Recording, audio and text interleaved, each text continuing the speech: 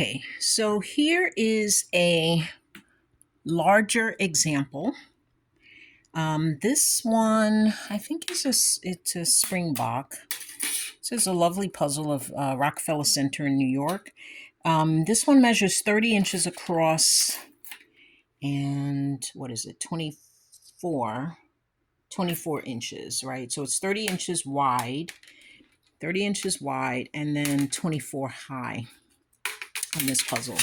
So the puzzle itself has a really good solid frame. This is one of the newer frames that I like to use, that I started it's not so new, but one of the newer frames that I started using from American Frame. And this frame, you can see it's called a Nielsen frame. I don't know if you can see that, but it's called a Nielsen frame. I'll put all the linking in there. The frame itself is a channel. So from the front of the frame to the back of the frame, it's actually made to be like a pocket. And the puzzle slides down into that channel. It slides down into the pocket with the plexiglass puzzle backing, slides down into the frame, and then you put the L brackets on the corner. And so the frame itself is extremely sturdy, but there's still a little bit of warping. But that's not really coming from the frame itself. I'm going to try to simulate some of that warping, and I'm trying to do this. See how it's warping a little bit, just a little bit. And it's really warping not because of the frame, it's warping because of the backing. So for this backing, I used a thin piece of archival cardboard. I will switch this out and use a foam core. You can see here, there's a little bit of space. If I push down, there's a little bit of space here, and that's okay. I just wanted to, I really kind of, for this, I want to reduce the warping on this puzzle. And so what I want to do is I'm going to change it out from the cardboard to a piece of foam core, which I think will be a little bit stronger. It will strengthen this one. But this is a really, really good example. You can, see how I'm handling this with one hand. It's not warping. The puzzle is not shaking around. It's doing really, really well. And that's because you have a good, now, and look at how these pieces, they really nest together so nicely there. Just beautiful, beautiful puzzle. These Nielsen frames come in all kinds of colors. I think they have wood looking ones too, but I've bought them in a lot of different colorations and such. So let me show you some of these. It's another example of that Nielsen frame. You can see how it just fits so beautifully together and gives you, now you can get these frames wider, colors, simulating materials, whatever it is. And I think that this one did really well. No warping on this one. This is a smaller puzzle. It's really pretty lightweight. So I have the archival plexiglass on the front with that Nielsen frame. It's a channel. It really works like a channel.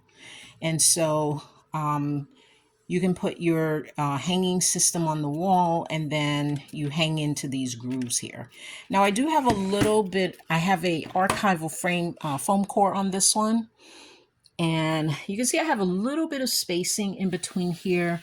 Not too bad, really not too bad. But the frame itself, it's very, very sturdy. No warping on this one. Very easy to handle, easy to move with. I've moved with my puzzle collection 4 times. And basically I, put foam core on the top, foam core on the bottom, wrap, put a handle on it, and we're off.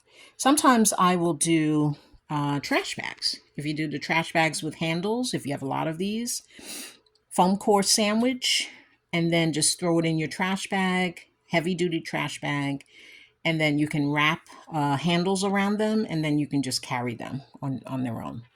And they work extremely well. Very easy to pack up, easy to move around, and they're good to go.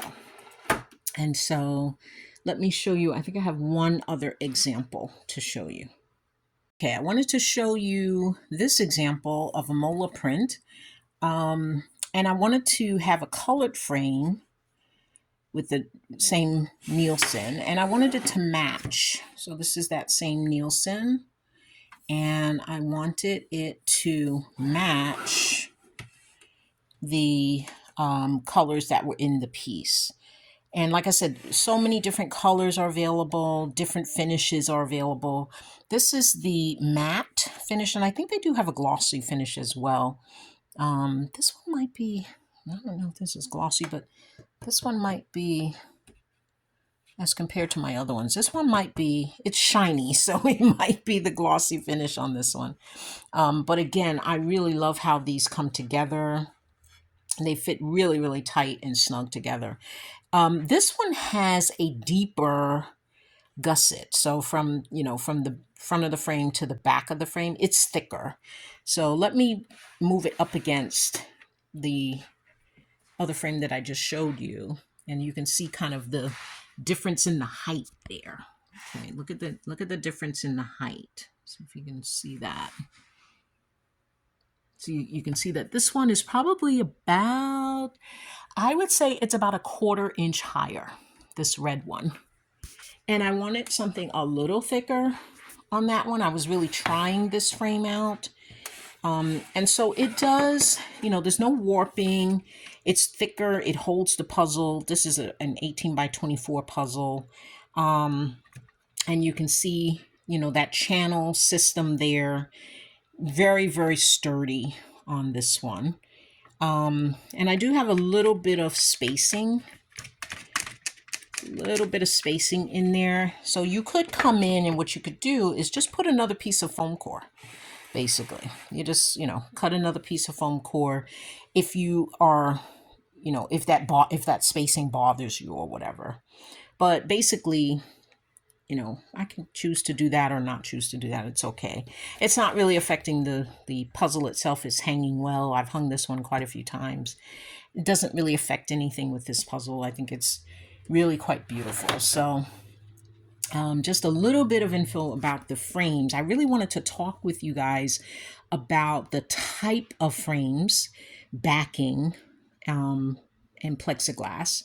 And then I'm starting to prepare for my next framing session. And so I have a bunch of these guys that I need to frame up. And I'll be making some videos on that. But I wanted to really kind of start talking with you about the types of frames and the types of materials that you want to use to get you started. This is Angela from State of Puzzling. Happy puzzling, folks. Goodbye for now.